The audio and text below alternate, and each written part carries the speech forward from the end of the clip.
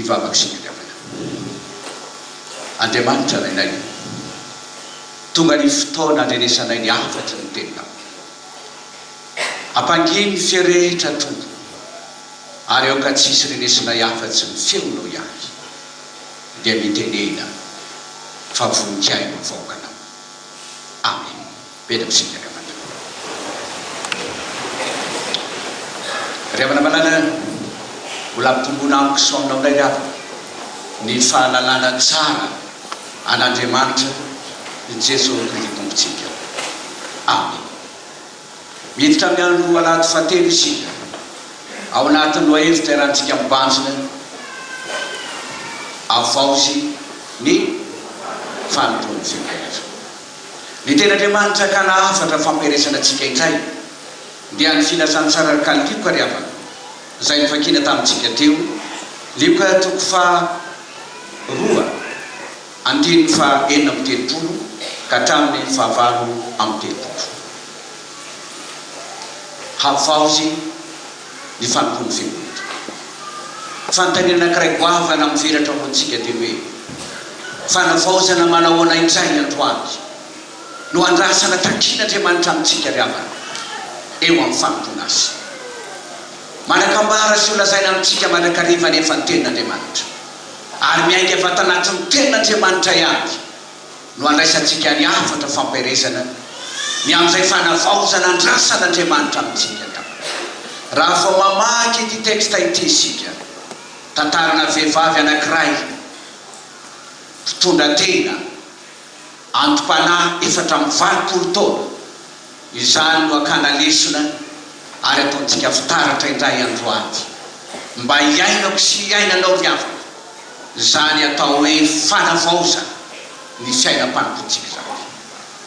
Ny afatra voalohany azy ny fanavaozana andrasan'Andriamanitra amintsika dia voalohany raisiny karneanao riavana fananana faharetana amin'ny fanomponan'Andriamanitra.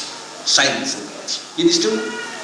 Fananana faharetana eo amin'ny fanomponan'Andriamanitra.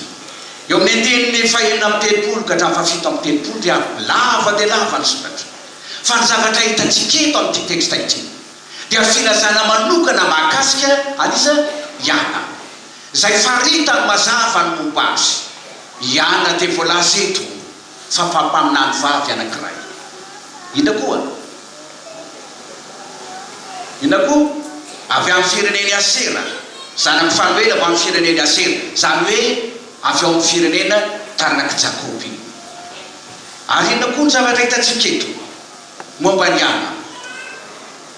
Iana koa dia manenina nitoetra tamin'ny vadiny firy 7 taona maty ny vadiny aveo izy dia lasa inona zany rehefa maty vady lasa mpitondra tena.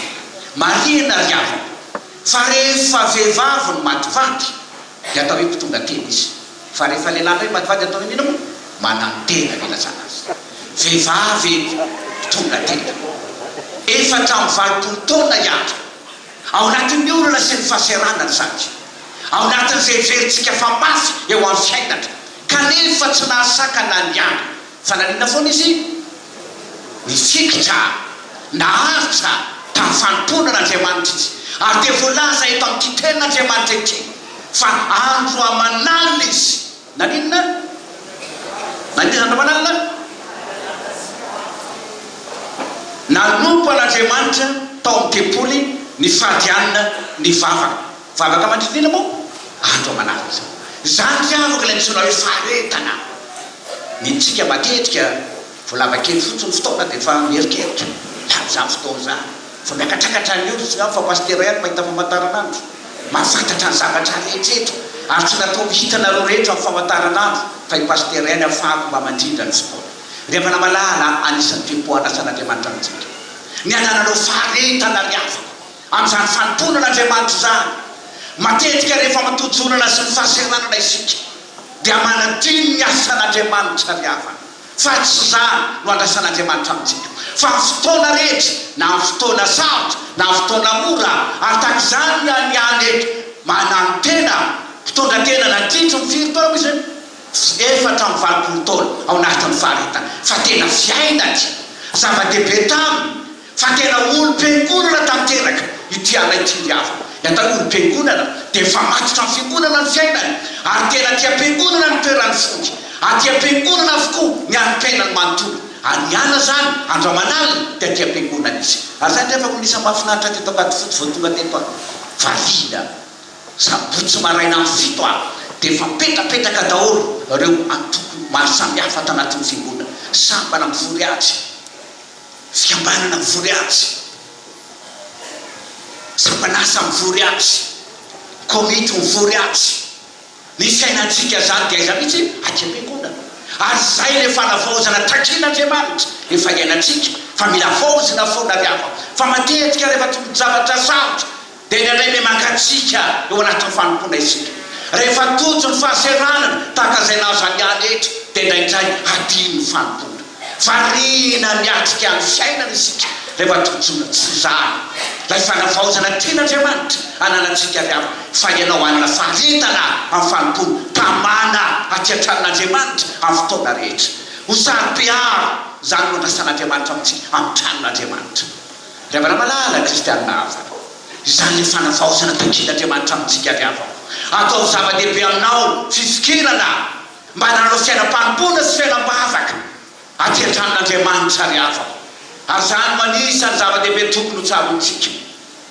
fa mila faharetana isika ao anatin'izany fiainam-panompoana n'Andriamanitra zany Jesoa ny fiainany manontolo tatia-piangonana rehefa avy mivavaka Jesoa sy ny ray aman-dreny lasa nandeha noty satria vitany natao nerika reto ray aman-dreny Jesoa tsy nanaraka azy fa lasaizy izy verevitra ny ray aman-dreny lasaizy Jesoa dia nandeha nanenona voatery tsy maintsy miverina ka ny amin'ny temboly indro Jesoa ohatran'Andriamanitra miainina miainy tenin'Andriamanitra mifandahatra amin'ireo mpampianatra rehetra mpampianatra tao ohatran'Andriamanitra izy rehefa malala kristianina hafa zany no andrasan'Andriamanitra fanavaozana takiny tompo antsika riava ho kristianina sy vahoakan'Andriamanitra ankamampy anapaharetana amin'ny fanompoana n'Andriamanitra riava ary rehefa mety isika manaiky miavao tena lasa olo-piangonana riava dia manana fiainam-bavaka matanjaka sy fiainam-panompoana matanjaka eo amin'ny fanompoana n'Andriamanitra isika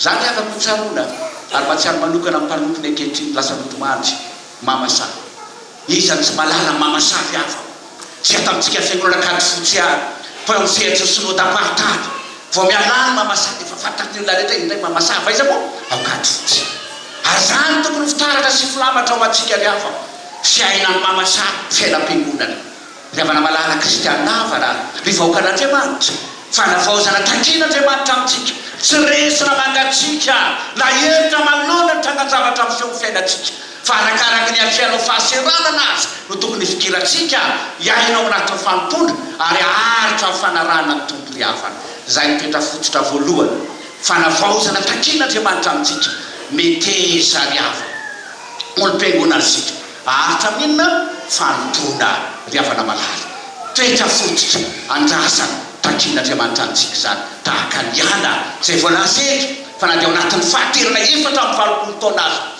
tsy nahasaka nampangatsika azy fa vao maika ny fikirany amin'ina moa izy teo andro amandaly izy nanompo an'Andriamanitra ny aina tao anatin'ny fiainam-bavaka ary tao an-tranon'Andriamanitra foana niterana ankilaza azy tamin'ny fotoana rehetra zany lay fanavaozana takin'Andriamanitra riava fa ny fanavaozana faharoa andrasan'Andriamanitra amintsika koa rehefa manapaharetana ny fanompoana n'Andriamanitra isika dia tadidrio riava faharoa manana fiainam-piderana sy fisaorana an'Andriamanitra iny izy teo manana iny izy teo fiainam-piderana sy fisaoran'Andriamanitra tsy zavatra voalainy zany naratovy fa rehefa tamana fikitra rehefa manana fiainam-bavaka sy fiainam-panompoana isika dia mahita sy mahatsapa ary manokatra ny maso zany ahita ny fahatsara'Andriamanitra riava iana rehefa tonga tao an-tranon'Andriamanitra rehefa tamana tao anaty ny tranon'Andriamanitra izy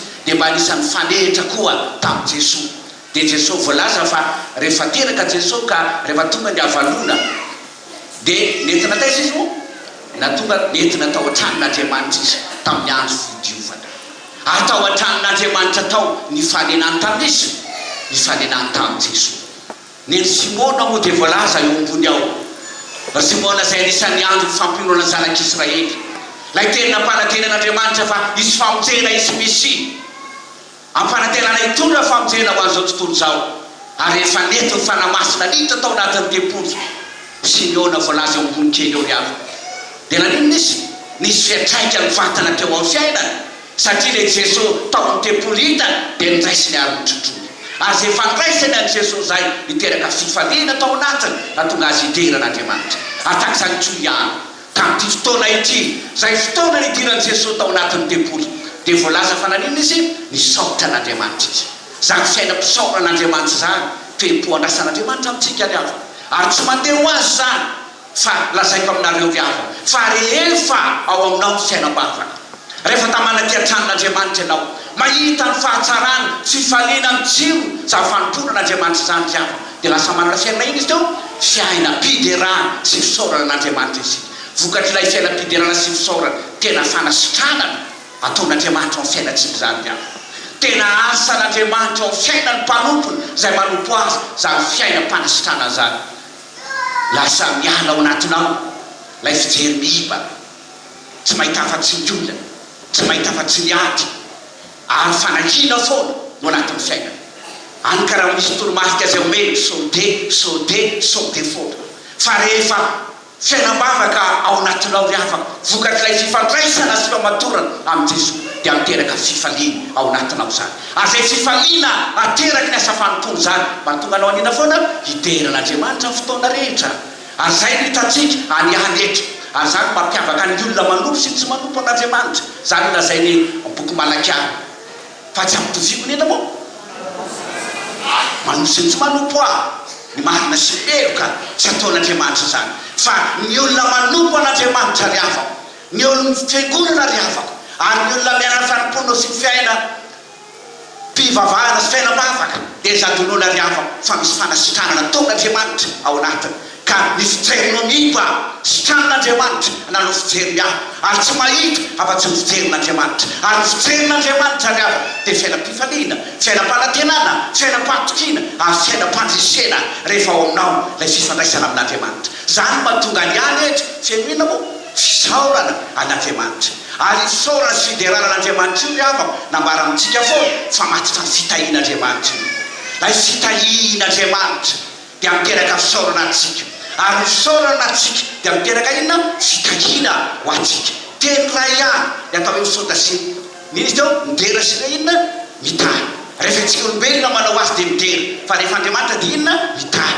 Zany hoe famatotra lay fitahiana sy fisaorana. Ary tena valim-pity omentsika an'Andriamanitra zany fisaorana zany. Ary rehefa mahay misaotra, mahay midera, mahay mankalaza an'Andriamanitra isika, dia mahatsiaro lay fitahian'Andriamanitra foana eo amin'ny fiainantsika. Zany mahatonga ny olona avy am-piangonana dia maninona? Falifaly. Tonga am-piangonana dia mitsikitsiky, tonga am-piangonana dia mizara fifaliana ho an'iza? Ho an'ny ankonana. Riavana malala kristianina hafa.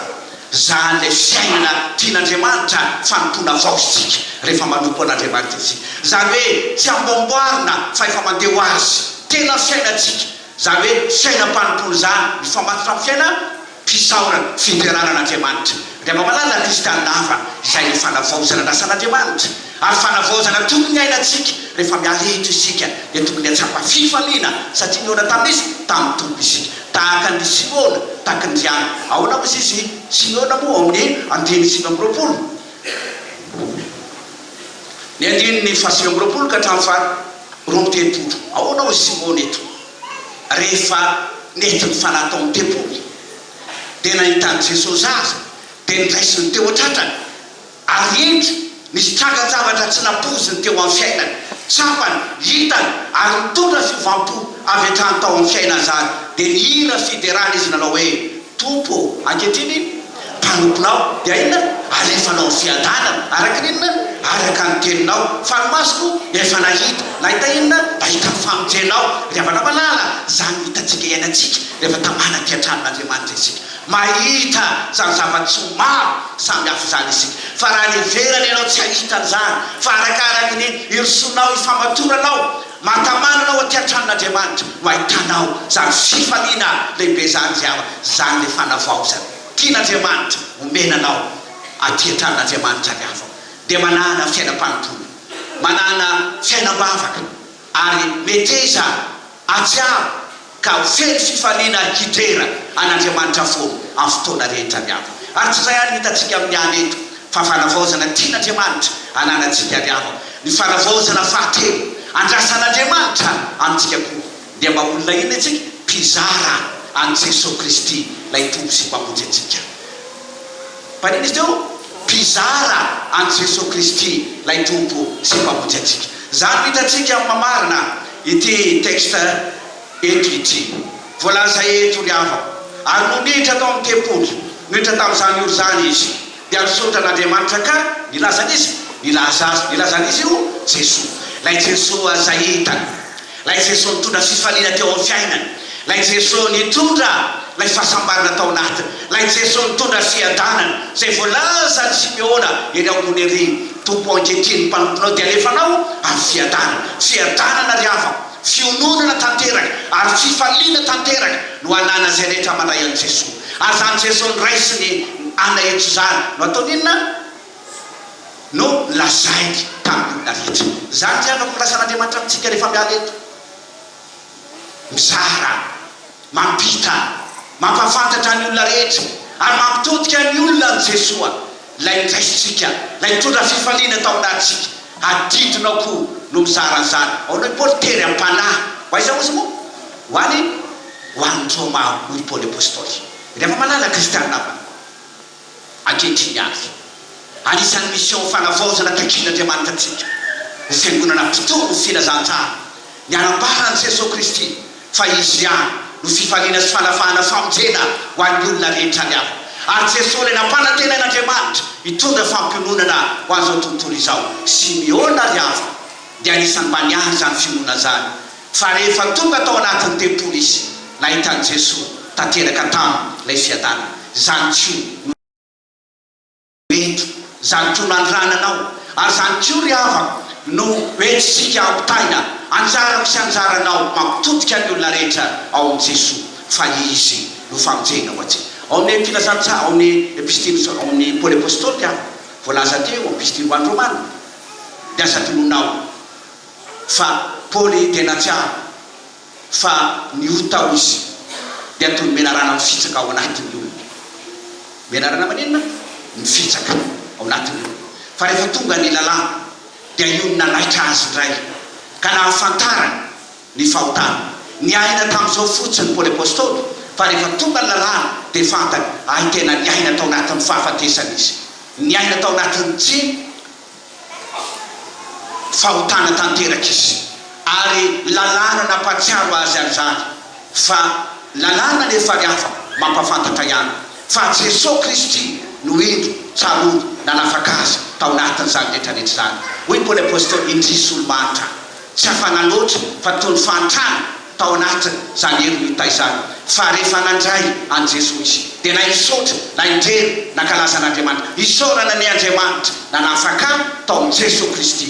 Riavana malala kristianina hafa ny fanafana ho azy ho anao azy, ny fanafam-pankejana mamatotra amin'ny fiainantsika Jesosy ihany. Ary zany ho andran'Andriamanitra antsika ambara ho torio rehefa nandray azy ianao ka natsiamo nafaka adidiko sy adidinao mampita sy mizary zany amin'ny olona rehetra riava. Zany mission antsika atao anatin'ny fiangonana, fanavaozana takian'Andriamanitra, fiangonana tsy tafandromana, vahoaka tsy mitonem-pona riava ary vonina ndray fotsiny fa mezaka manena koa mizara mampity zary amin'ny olona rehetra. Hoy Paoly apôstôly.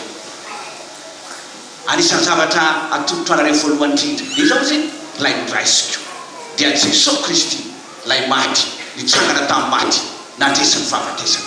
Ary zany tso nandrany tompo anao riava. Fanavaozana telo ary nandrasan'Andriamanitra amintsika androany. Manana ino izy teo? Faharetana fanomponan'Andriamanitra. Faharoa, manana fiainam-piderahana sy fisaorana an'Andriamanitra. Ary fahatelo, manana fiainana mahizara an' Jesosy Kristy ho an'ny olona rehetra.